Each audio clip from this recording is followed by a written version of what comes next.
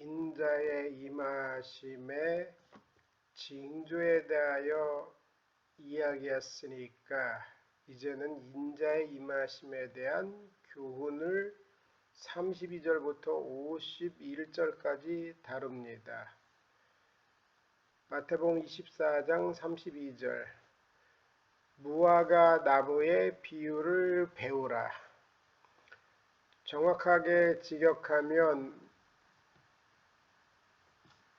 무화과 나무로부터 비유를 배우라 합니다. 무화과 나무의 비유가 아니라 무화과 나무로부터 비유입니다. 그러므로 무화과 나무가 이스라엘을 상징한다고 볼 수 없습니다. 무화과 나무의 비유가 아니라 무화과 나무로부터 비유를 배우라. 그 가지가 연하여 지고 잎사귀를 내면 여름이 가까운 줄 아나니 이와 같이 너희도 이 모든 일들을 보거든.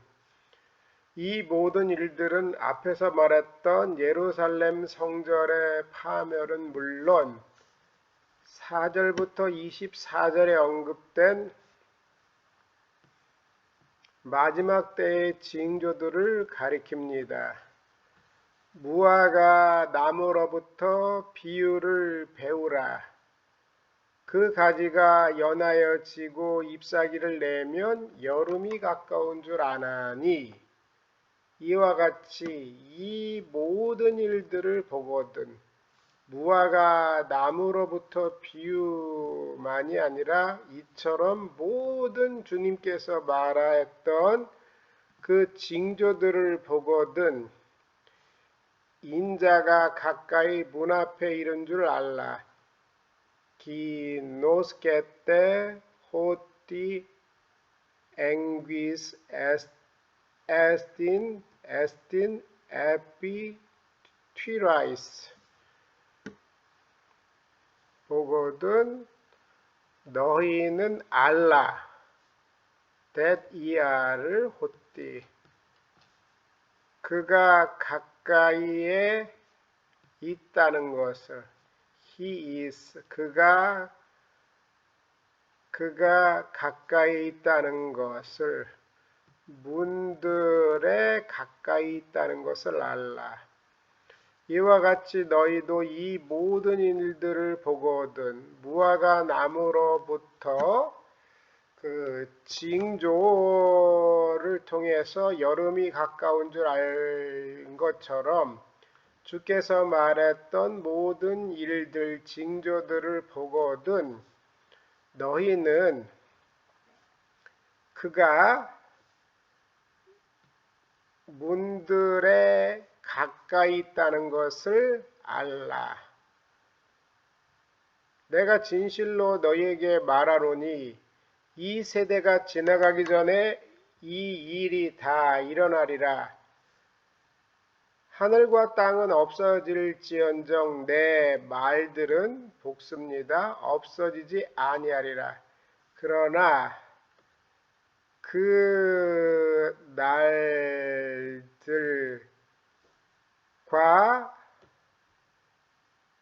때들에 관하여서는 아무도 모른다. 그날과 그때의 펠이 관해서는 그 날들과 그 시간에 관해서는 about 아무도 알지 못한다. 하늘들의 복수입니다. 천사들도 그 아들도 모른다. 에이메 호 바테르 모노스 오직 아버지를 제하고는 아무도 모른다. 하늘의 천사들도 모르고 그 아들도 모른다. 그러나 그 날들과 그 시간에 대해서는 아무도 모른다. 하늘들의 천사들도 아들도 오직 아버지만 죄하고 오직 아버지만 죄하고 그 날들과 그 시간에 대해서는 하늘의 천사들도 아들도 모른다. 아무도 모른다. 아들도 모른다라고 할 때 신성으로는 그 날들과 그때에 관해서는 알기에 인성으로 메시아의 자격으로 모른다는 것입니다. 그러나 신성으로는 모든 것을 다 아십니다. 아들도 모르는데 날짜에 대하여 시간에 대하여 예언하는 것은 틀린 겁니다. 예수님보다 그들이 더 성경 해석을 잘하기에 시한부 종말론은 틀린 것입니다. 왜냐하면 노아의 날들처럼 그렇게 인자의 임함도 그러하리라. 노아의 날들처럼 그렇게 인자의 임함도 그러하다. 홍수전에 노아가 방주에 들어가던 날까지 사람들이 먹고 마시고 장가들고 시집가고 있으면서 일상적인 생활을 하는 것입니다. 홍수가 나서 그들을 다 멸하기까지 깨닫지 못하였으니 인자의 임함도 이와 같으리라. 인자의 임함 해 파루시아 뚜 후이우 뚜 안트로프. 그들은 먹고 마시고 장가들고 시집가면서 자신의 삶을 누리고 즐기는 데만 만족했습니다. 그러나 그 일상생활로 하나님의 뜻은 생각하지 않고 망각하며 살아갔습니다. 당시 노아는 열심히 방주 짓고 있었으나 그 시대의 사람들은 전혀 관심도 기울이지 못했습니다. 자신의 삶에 깊이 빠지고 하나님의 뜻에 대해서는 망각하고 관심도 없었습니다. 오늘 시대에서 주님의 임하심은 갑작스럽게 오기 때문에 늘 준비해야 됩니다. 그때 두 사람이 밭에 있음에 한 사람은 헤이스, 영어로 원입니다. 그리고 한 사람은 영어로 미아인데 이건 여성명사이기 때문에 한 여자는 한 남자는 그때 두 사람이 밭에 있음에 한 남자는 헤이스 데려가고 한 남자는 버려둠을 당할 것이요. 뒤오 투입니다. 투. 그러나 이 뒤에 원의 여성 명사이기 때문에 여자로 번역한 것입니다. 두 사람이 밭에 있음에 한 사람은 데려가고 한 사람은 남성이니까 한 남자는 데려가고 한 남자는 버려둠을 당할 것이요.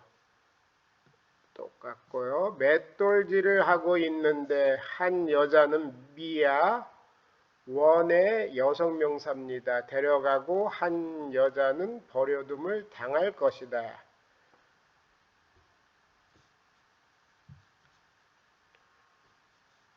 현재 시상으로 쓰였습니다. 그렇게 하여 마치 현재 일어난 것처럼 미래의 일을 생생하게 현재를 통해서 묘사하고 있습니다.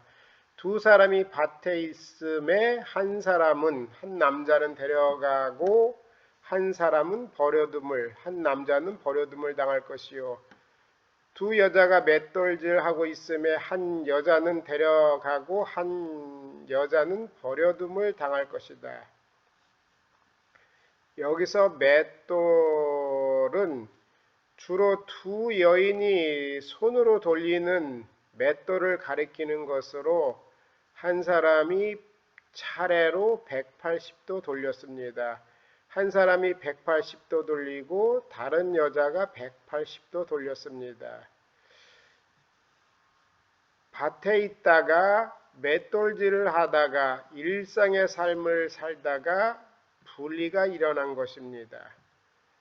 그러므로 깨어 있으라는 겁니다.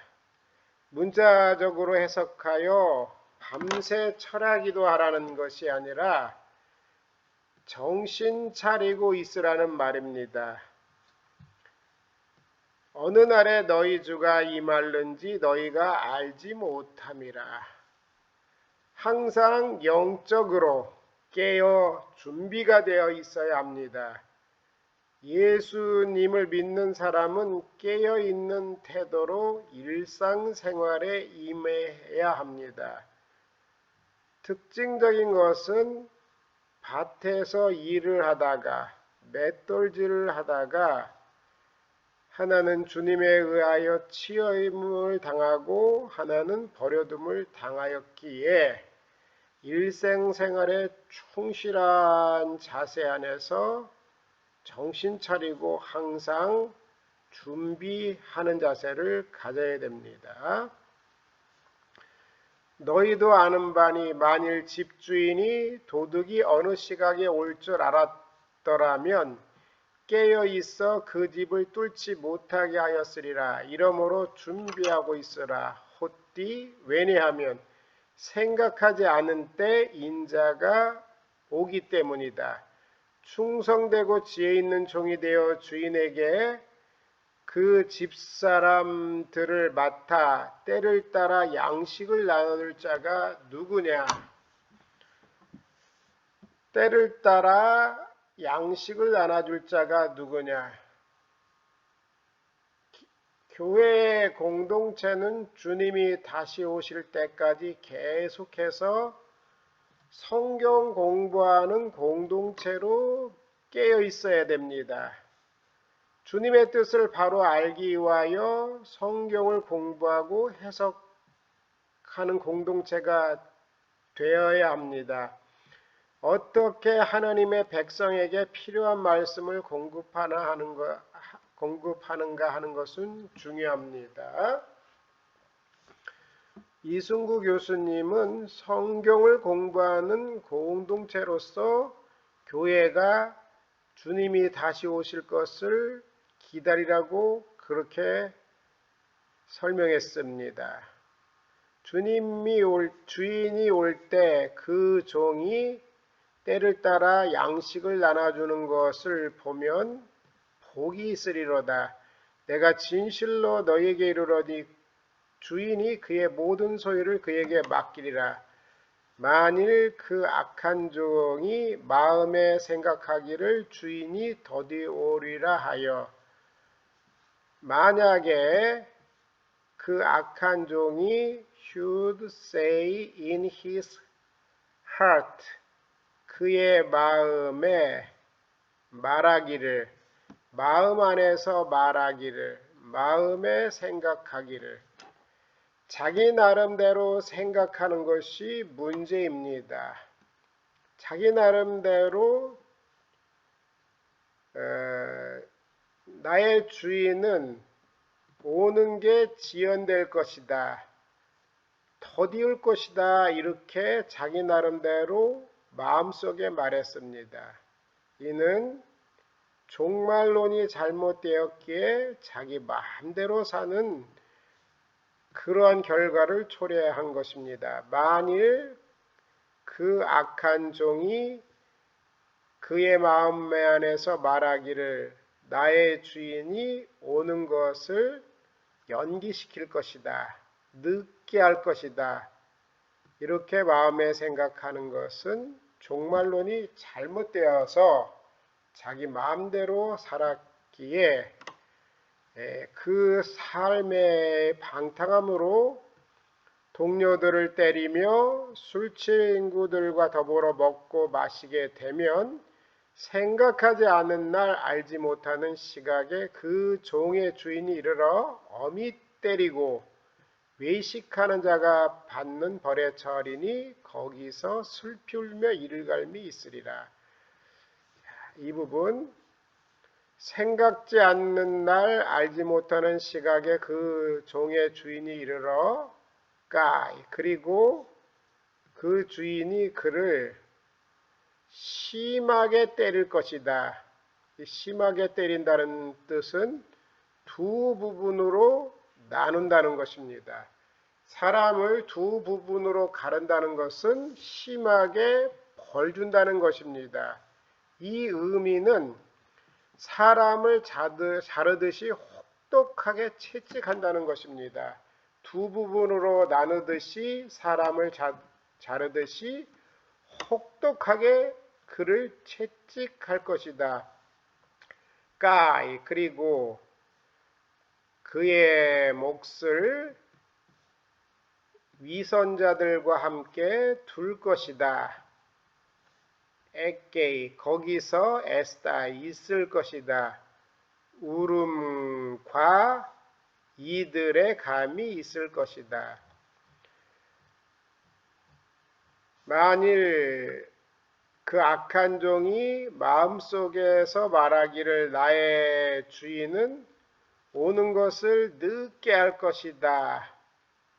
이렇게 하며 동료를 때리며 술친구와 더불어 먹고 마시게 되면 생각지 않는 날 알지 못하는 시각에 그 종의 주인이 이르러 엄히 때리고 외식하는 자가 받는 벌에 처하리니 거기서 슬피 울며 이를 갈리라. 그리고 그가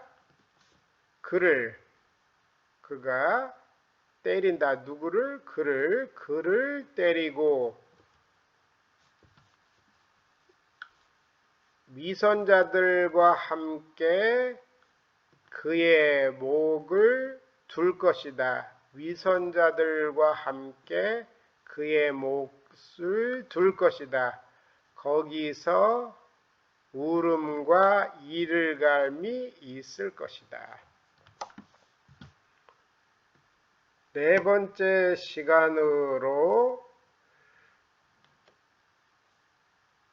인자의 임하심에 대한 교훈을 무화과 나무로부터 비유를 통하여 그리고 예수님께서 지금까지 언급한 징조를 통하여 말씀하셨습니다. 그리고 그 날들과 그 시각은 아무도 그때들은 아무도 모른다고 했습니다. 노아의 때와 같이 인자의 임함도 이러하리라. 노아의 때의 비유로 말씀하셨습니다.